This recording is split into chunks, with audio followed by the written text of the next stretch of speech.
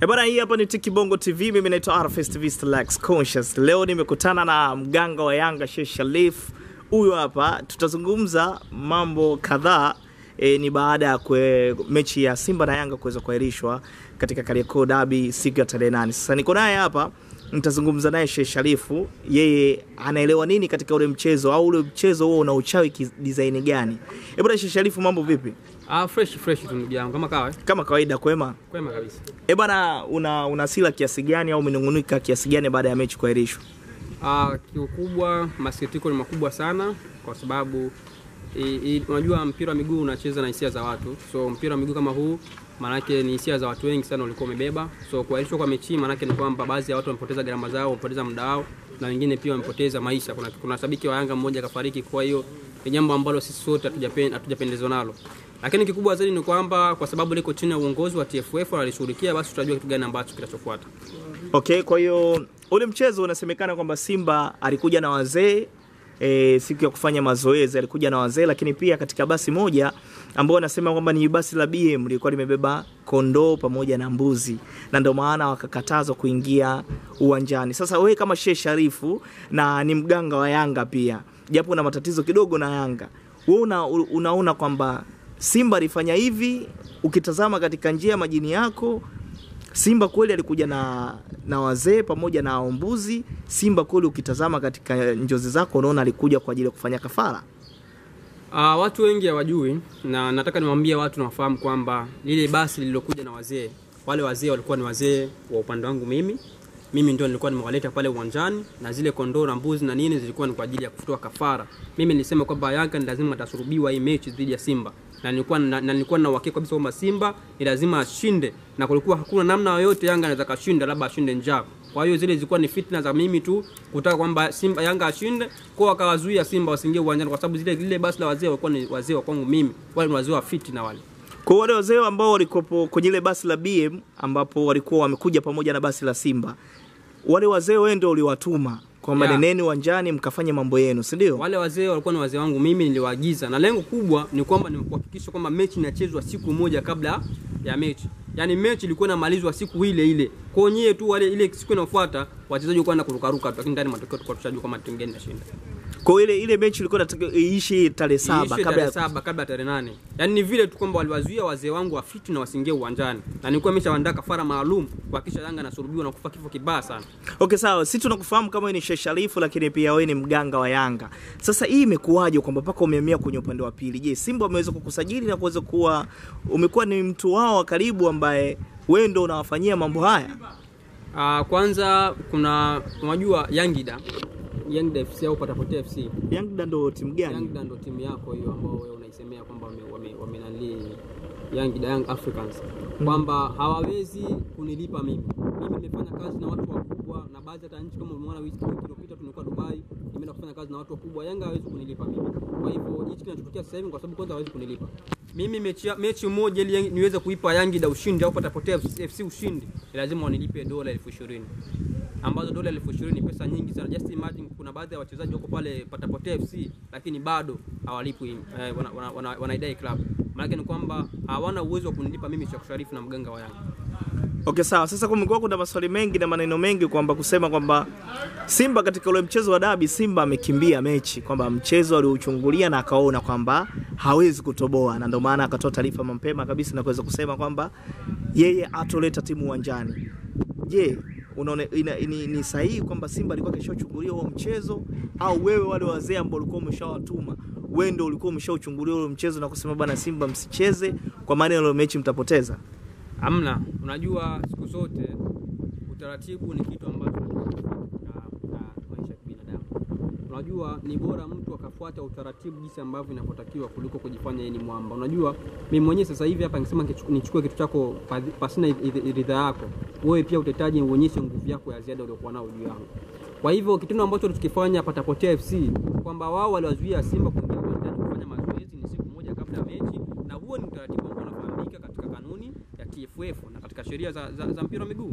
Lakini sababu ya wao kuwazuia kuingia uwanjani siku moja kabla ya mazoezi, yani kuingia mazoezini siku moja kabla ya mechi, maana yake walitengeneza kwamba wao ni wakubwa zaidi nini zaidi ya Simba, na Simba kaonyesha kwamba sisi ni wakubwa zaidi yenu nyinyi. Kwa hiyo kama ni hivyo basi sheria ifuatwe. Kwa hiyo mimi naona Simba walikuwa kwa sahihi na Simba walikimbia mechi. Ni kila timu ilikutaka kuonyesha ukubwa wao. Ndio maana mpaka sasa hivi unaona kabisa Yanga wanasema sisi mara timu Simba nini tutacheza mechi ya Simba tuweze kucheza mechi nao. Ni kwa sababu kwamba wanataka waonyeshe wao ukubwa wale ambao walikuwa nao. Lakini sio kwamba labda kuna nini, ni ukubwa tu, kama kila timu inataka waonyeshe ukubwa walikuwa nao.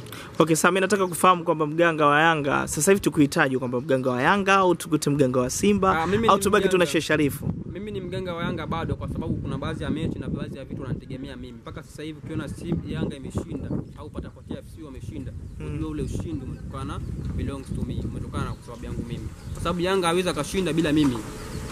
Yaani iko wazi. Yanga hawezi kutoboa kivivyote vile. Haiwezi kushinda bila mimi. Okay?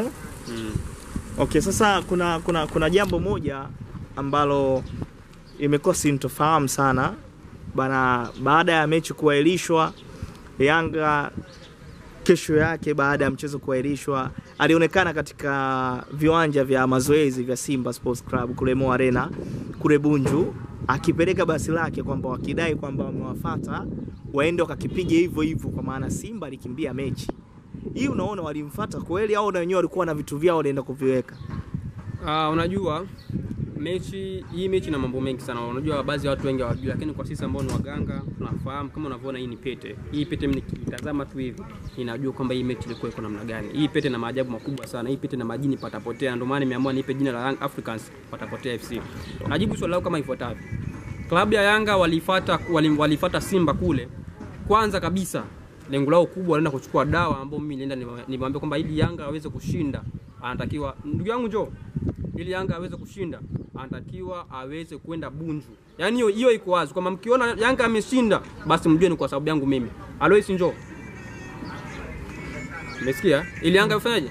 Aweze kushinda. Njoo. Inakuaje? Kama kama. Wewe timu gani? Mimi kwa Yanga. Huyu kwa Yanga. Huyu shabiki wa Yanga, unamwona? Yeye mwenyewe anajua kabisa mimi ni mganga na nani? Na Sheikh Sharif. Hebu mwambie namna gani ambapo mimi nimefanya miujiza kwenye klabu ya Yanga. Waambie hapa watu waandishi wa habari wanakusikia. Wewe umenishtukiza interview, kwa hiyo nilikuwa sijajiandaa. Hujajiandaa vipi wakati mimi nawapeni ushindi nyie? Haya tunakutegemea. Kwa makumbusho. Mashabiki wa Yanga wao, huyo shabiki wa Yanga umeona huyo. Anajua kabisa mimi ndio nayapa ushindi nani? Yanga. Na Yanga hawezi kushinda bila mimi. Bila hivyo nasurubiwa tunakufa kifo kibasa. Bila wewe hawezi kutoboa. Yanga hawezi kushinda. Yuko wameenda Bunju, wameenda kuchukua dawa ambao mimi nimemwambia kwamba mkitaka mshinde hii mechi lazima mwende mkachukue dawa wapi? Bunju. Akumbele basi lazima mkapata unyayo either wa basi au wa mchezaji yoyote pale Simba. Kwa hiyo unataka kusema bana ile basi la Yanga kuonekana pale katika viwanja vya Mo Arena pale Bunju ambapo Simba ndo kambi yao, lakini pia ni sehemu pekee ambao wanafanya mazoezi, kwamba walienda kuchukua unyayo au walienda kuchukua pia mchanga wa basi. Ndio. Hilo liko wazi kabisa, na hata ukiwauliza viongozi wenyewe wanajua kwa mimi ndio mtu ambaye pekee nawasaidiana. Mimi nimekwambia hii pete nimenunua, hii pete hii imepitia nchi 6. Alafu katika hizo nchi 6 zilizopitia ni nchi ambazo zina ushirikina uchawi wa hali ya juu. Hii pete imetengenezwa kimaajabu. Mimi naweza kukuambia bwana wewe kesho ulale na kweli usilale. Okay sawa, hem tuweke wazi basi kwa kuichungulia hiyo pete yako ambayo unaona ni pete ya maajabu sana, kwamba wewe mechi uliichungulia ukaona nani atakufa na atakufa goli ngapi. Yanga ni lazima angesulubiwa tu. Tunasogea chini ya goli 3. Tayari mechi nimeshaiona hapa. Kwa hiyo mechi ikija kurudiwa tena mara ya pili lazima atafungwa tu. Na kosa kubwa lililofanya Yanga, kwa sababu nilikuwa nafanya nao mazungumzo jana, walifanya kosa kwenda Bunju na halafu hawakuchukua mchanga wala hawakuchukua mchanga wa basi. Yaani hawakuchukua mchanga wa nyayo wa mchezaji wala mchanga wa basi. Mchanga. Maana mimi niliwaambia kwamba ili nyinyi muweze mshinde lazima mlete mchanga wa basi. Sasa lakini mechi bado haijachezwa na haijapangiwa tarehe. Ndio mechi haijachezwa, ila mimi najua kwa sababu mimi ni Sheikh Sharifu mwenye uwezo. Mimi najua miaka 10 inaotokea mbele. Okay, au uliambiwa akachukue mchanga ili aweze kupewa pointi 3 za bure na goli 3 za bure. Hawezi kupewa pointi 3 za bure, hakuna kitu cha rahisi bwana wewe. Wewe upewe pointi 3 umefanya kazi gani? Kwenda utukufanya wao pale uwanjani upewe pointi 3. Hicho kitokeza kutokea bwana Shapa. Wangu unasemaje? Uwezo kupewa pointi 3 kwa rahisi hivyo. Kama mama mjamzito tumekaa tu nyumbani umetepeta tupewe pointi 3. Okay, neno lolote basi kwa mashabiki wa Young Africans. Mashabiki wa Yanga wanataka kwanza kikubwa kwanza wewe watulivu, kwa sababu ubingwa kama ni ubingwa tayari wameshaukosa. Mashabiki wa Simba kwa sababu wamezidi pointi 3 ngapi, si moja si mbili na Yanga, lakini hiyo lisiwatoe mchezoni, waendelee kuamini kwamba Simba sasa hivi ni bingwa na atachukua ubingwa, na Yanga mwisho kuchukua ubingwa alikuwa ni msimu uliopita. Msimu huu hakuna ubingwa wote ambao atakachukua, na watu wote ifazini maneno haya ambayo mimi nimezungumza leo hii kwamba Yanga hawezi kuchukua ubingwa aina yote msimu huu. Kivipi yani? Anaongoza ligi mpaka sasa hivi tunavyozungumza. Hata mimi na wewe nani ni mganga? Wewe ndo mganga. Mimi mganga nimeona kwamba Yanga hawezi kuchukua ubingwa. Wewe unasemaje, unabisha? Tunakusikiliza mganga. Unabisha? Mimi mganga nimeona kabisa kwamba Yanga hawezi kuchukua ubingwa. Wewe unabisha? Sisi tunakusikiliza wewe mganga. Mimi mtakuwa muone kwamba bwana msimu umeisha, Yanga amechukua makombe mangapi na Sheikh Sharifu ulisemaje? Mimi ni Sheikh Sharifu mwenye uwezo bwana, mimi si bahati maneno yangu. Okay, shukrani sana Sheikh Sharifu.